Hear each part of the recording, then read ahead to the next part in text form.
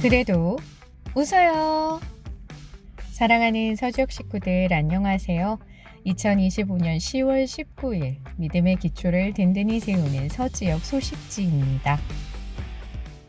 여러분 수제비 좋아하시나요? 저는 수제비를 많이 좋아하는데요. 특히 갑자기 추워진 요즘 같은 날씨에는 더더욱 생각이 나는 것 같습니다. 그렇게 맛있는 수제비를 만들려면 먼저 반죽을 해야 합니다. 고운 밀가루를 소복이 담고 그 위에 적당량의 물을 붓죠. 그러면 물이 금세 스며들 것 같은데 곱게 간 밀가루일수록 물이 쉽게 스며들지 못하고 서로 분리됩니다. 그것을 보며 생각했습니다. 나도 저렇게 고운 가루가 되면 좋겠다. 그러면 어떤 죄도 침투할 공간이 없을 텐데. 눈만 돌리면 세상에 좋아 보이는 것에 시선이 가고 높은 자리에 오르고 싶고 좋은 집에 살고 싶고 자꾸 남과 비교하게 됩니다. 하나님이 원하시는 모습이 아닌 줄 알면서도 불평, 불만과 온갖 죄에서 벗어나지 못하는 내 모습을 마주합니다. 물이 틈타지 못하는 고운 가루처럼 죄가 틈타지 못하는 인간이 될 수는 없는 걸까요? 죄가 틈탈 수 없는 인간은 단 한 명밖에 없죠. 바로 인간이자 하나님이신 예수님이십니다. 구약 레위기의 제사에서 제물로 강조되던 고운 가루가 예수님을 가리키는 게 아닌가 생각합니다. 우리도 고운 가루와 같은 삶을 살 수는 없을까요? 거칠고 두텁고 까슬까슬한 내 자아가 고운 가루가 되는 방법은 맷돌에 갈리거나 절구에 빠지는 수밖에 없을 겁니다. 10번, 20번, 100번 맷돌에 갈리면 갈릴수록 내 거친 자아와 모난 성격이 갈려나가겠죠. 이건 썩 좋은 경험이 아닐 겁니다. 매우 고통스러울 수도 있어요. 그러나 내 자아가 점점 곱게 갈려서 죄로부터 조금씩 멀어지는 걸 느끼게 되면 잔잔한 기쁨이 내 안에서 샘솟지 않을까요? 맷돌은 윗돌과 아랫돌로 되어 있는데 윗돌만 있든지 아랫돌만 있다면 곡식을 갈 수가 없습니다. 두 돌이 같은 방향으로 돌아도 안 됩니다. 반대로 돌아야 합니다. 맷돌에 끼어 갈리는 걸 원하는 곡식은 없을 테죠. 우리가 살아가는 세상이 교제하는 공동체가 꼭 맷돌처럼 느껴질 때가 있습니다. 마주치고 싶지 않은 성도들, 장로님, 권사님이 맷돌이 아닐까? 나와 생각이 다르고 원하는 게 다른 가족, 직장 동료, 이웃, 친구들이 살아있는 맷돌이 아닐까? 내 뜻과 정반대로 쉴 새 없이 돌아가는 이 맷돌들이 나를 갈아댑니다. 내 자아를 고운 가루로 만들어갑니다. 그러는 사이 나는 예수님을 닮은 모습으로 변해갑니다. 이 맷돌이 없다면 나는 제사에 쓰일 수 없는 거친 곡식으로 버려질 것이고 이 맷돌을 지나면 고운 가루가 되어 하나님이 기뻐하시는 거룩한 제물이 될 수 있습니다. 이웃에게 나눠줄 수제비의 재료가 될 수 있습니다. 그러기에 우리는 기꺼이 맷돌을 받아들여야 합니다. 세상에 나가야 하고 사람을 만나야 하고 신앙 공동체에 속해야 하고 직장에서 일해야 합니다. 맷돌을 돌리는 이는 하나님이십니다. 나 혼자서 고상한 방법으로는 절대 고운 가루가 될 수 없음을 기억해야 합니다. 이번 주 성경 암송 구절입니다. 그러므로 내가 그리스도를 위하여 약한 것들과 능욕과 궁핍과 박해와 곤고를 기뻐하노니 이는 내가 약한 그때의 강함이라. 고린도후서 2장 10절 말씀. 아멘. 이번 주 소식지에는요, 김지연 샘터의 박진혜 집사님께서 은혜를 나누어 주셨습니다. 결코 실패하게 두지 않으시는 하나님이라는 제목의 글 한번 읽어볼게요. 양육 과정을 마친 후 말씀 묵상과 기도로 충만한 삶을 살겠다고 다짐했지만 어느새 옛사람으로 돌아가는 제 모습을 발견했습니다. 잠시의 해방감 속에서 영적으로 나태해졌을 때 뜻밖의 양육반 간증 기회가 주어졌습니다. 그 순간 지금 이렇게 편히 있을 때가 아니다 하시며 하나님께서 저를 일깨우시는 것 같았습니다. 간증을 준비하는 동안 첫째 이한이가 유난히 힘들게 했습니다. 새벽까지 잠을 안 자거나 이유 없이 울고 친정집에 새 TV를 부수는 일까지 벌어졌습니다. 그때 저는 이한이가 밉고 나아가 하나님께 원망의 마음이 들었습니다. 하나님, 제가 감당할 수 없는 아이입니다. 왜 이런 아이를 제게 주셨나요? 그렇게 원망하던 순간 하나님께서는 제 마음에 내가 널 만나기 위해서였다는 음성을 들려주셨습니다.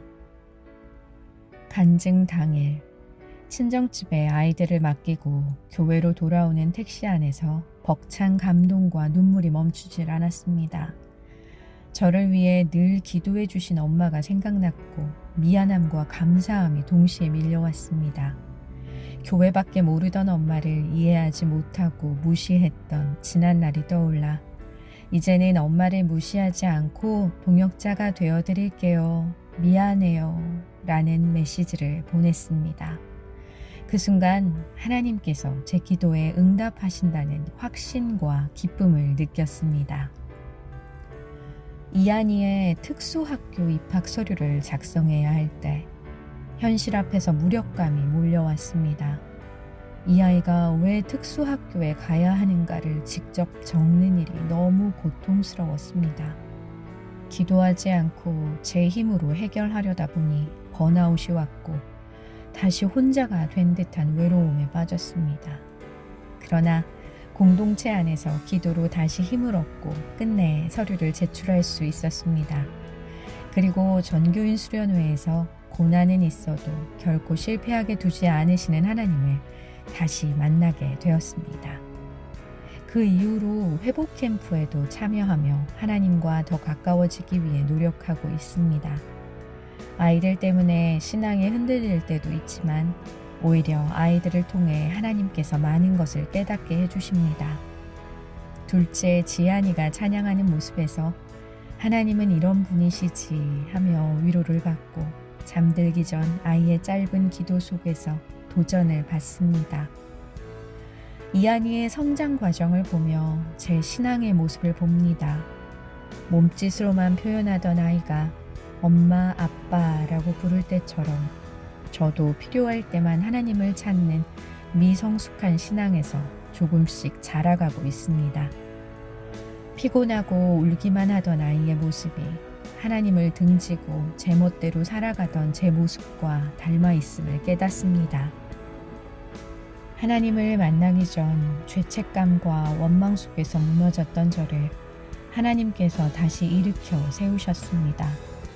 고난이 있어도 이겨낼 힘을 주시고 함께 기도해주는 공동체를 곁에 두신 하나님께 진심으로 감사드립니다.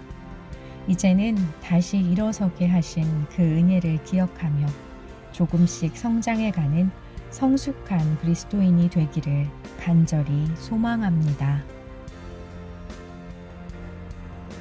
아멘. 네, 집사님. 저도 보면 아이들을 양육하면서 저의 신앙의 모습을 돌아보게 되는 것 같더라고요. 아이들과의 관계 또는 또 부모님과의 관계를 통해서 저를 다듬어 가시고 깨닫게 하시는 하나님을 만나게 될 때가 많이 있는데요. 어려운 순간들을 믿음으로 잘 이겨내고 계신 것 같습니다. 지금처럼 앞으로도 수많은 어려움의 순간에서도 늘 하나님을 먼저 떠올리고 나아가는 큰 믿음의 자녀 되시기를 간절히 기도합니다. 그리고 이한이를 위해서도 함께 기도할게요. 집사님, 진심으로 응원합니다. 서지역 환우 소식입니다. 먼저 지난 10월 17일 김명숙 센터의 김정숙 권사님께서 고관절 수술 후 퇴원하셨습니다. 그래서 샘터에서 신방을 다녀오셨는데요. 권사님께서는 비록 다쳤지만 서지역 식구들과 성도들의 기도를 통해 다른 사람들보다 빨리 회복할 수 있음에 감사하셨다고 합니다. 아직 보행기를 이용하여 보행을 하지만 걷는 모습은 거의 회복되신 것 같아 보이셨다고 하네요. 권사님의 완전한 회복을 위해 계속 기도 부탁드립니다. 다음 소식입니다. 지난 10월 16일 성인이 샘터의 박지원 자매의 친정어머니께서 갑자기 토하시고 화장실에서 주저앉으시는 바람에 급히 병원으로 이송하였다고 합니다. 다행히 다음 날인 17일에 의식이 회복되셨다고 하는데요. 일찍 발견해서 뇌졸중으로 이어지지 않아 감사하고 또 함께 기도해 주심에 감사해 했다고 합니다. 역시 완전한 회복을 위해 계속 기도 부탁드립니다.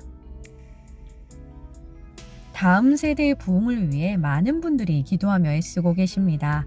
유년부에서 초등부에서 해피키즈, 파자마 파티 행사 등을 통해 복음을 전하는 기회를 계속 마련하고 있는데요.